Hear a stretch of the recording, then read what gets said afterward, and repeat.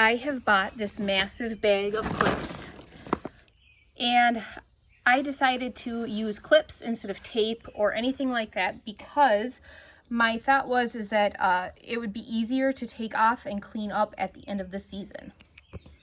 You can see there's little tiny teeth in there, and then there's two little barbs sticking out at the top and the bottom, and you want to get the twine right in there, and then you close it around the tomato plant, and then you can't get that to move at all.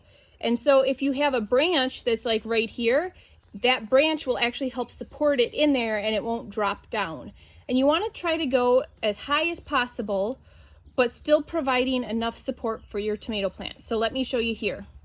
So I am going to clip this right there, and I'm just going to fold it a little bit so that it doesn't move too much. Oop, I want to go down just a little more. I want to put it in there so it doesn't move as I'm trying to get it around the tomato plant, and then I just clip it right there, and there we go. It holds it up. Now, there was a question I had in the past. I've actually taken stakes and staked this little trail down. Can you show the bottom down here, bud? There you go. So I've staked it so it was like that, but I haven't seen anybody else do that. So I'm just gonna leave these guys like this. I'm gonna leave the tail off so that if I need to, I can stake it down. But from everything I've read and seen, you don't need to do that. So I'm gonna complete this process for this whole row, and eventually I'll complete this process for all 4 rows, and we'll get 92 plants trellised.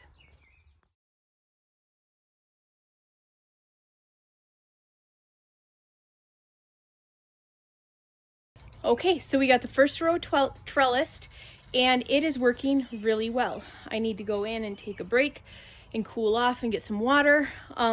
But just to recap, what we did is we took the little hook that I showed you earlier in the video, we tied it to a piece of trellising twine, and then we just hooked the trellising twine onto the high tensile that strung the length of the high tunnel, and it seems to be working really well. I did have a couple that are already trellised, and I'm going to take those down. I re-trellised them with this so that everything is the same and everything is consistent. And then on the next row, I'm going to put the little hooks through the high tensile, and then that way I'll hook the trellising twine to the hook on them. So I'm going to do it opposite on each row and see which one works better for this year.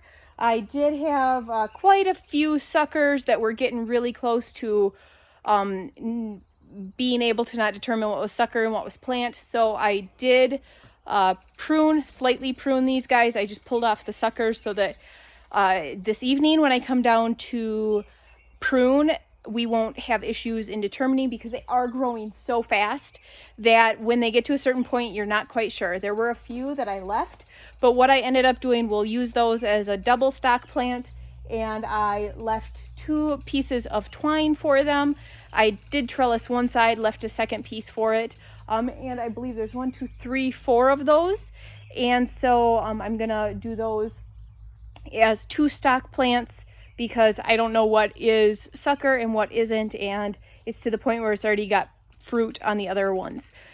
So now we're gonna go up to the house and cool off, drink some water, and maybe go swimming, and we will finish this later. I am back, and I'm going to continue trellising. Now with this method, I'm gonna do what is called the lower and lean method, I believe. There's probably other names for it out there. Twist it there. You hook this onto the top line, and this is how they came. I have 6 of them, and I believe I pull this out this way. I hope I'm doing this right.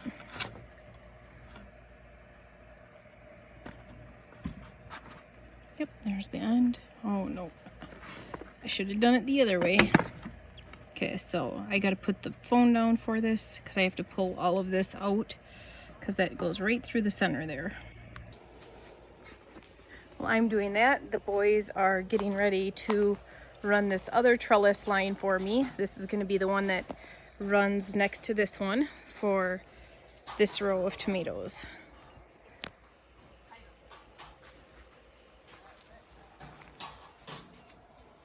They have a spinning jenny hooked up to the front of the four-wheeler, and Beck is helping untwist it. And we're trying to do it without damaging the tomatoes.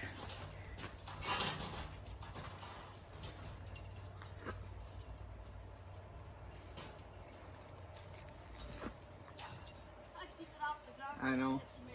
What did he say? Just keeping it off the ground so it doesn't hit the tomatoes. Thank you, bud.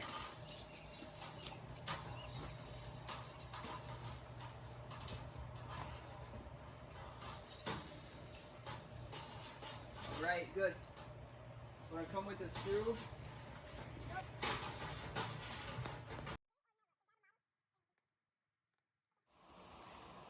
So we have 3 of these guys up on this line. We're going to do 3 on the other. And now it is time to start trellising these guys so that they can get up off the ground.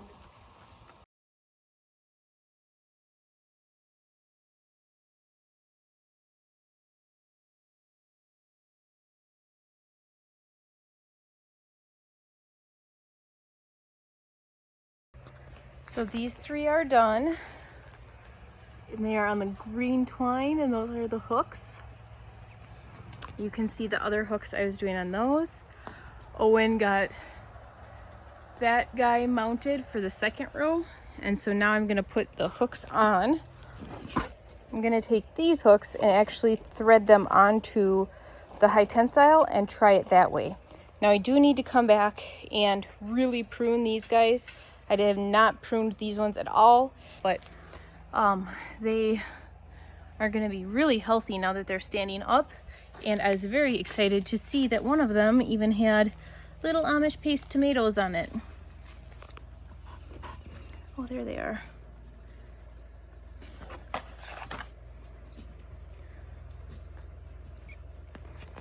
So there's a tomato, and then right there's a tomato. And I'm sure that there's some more in this jungle over here. Now that this is attached down there, I'm going to take and thread all of these little hooks that we got, and I'm going to attach them or thread them onto the high tensile. And I'm gonna do, there are, I believe, 25 plants in this row, so I'm gonna do more than 25. Then that way I have extra hooks in the event that I need to do some double trellising, or if I want to put something else here in the future, then I'll have more hooks. So when I was thinking of this, I originally was going to do them all this way, and I was afraid that if I hooked it this way that it really wouldn't hold up well, but it seems to be doing perfect on that row. I like the flexibility of that row, but I do not like, I like the sturdiness of this. So I think by doing every other one like this, it'll give me some flexibility, but yet I'll have like the sturdiness of this. I don't know. I'll let you know in an updated video, but that's what we're doing now. We're just threading a whole bunch of these guys on here. There's 500 in a box, so I might do like 50 of them, just so that if I ever plant peas or beans or something down this row, I have a whole bunch ready to trellis.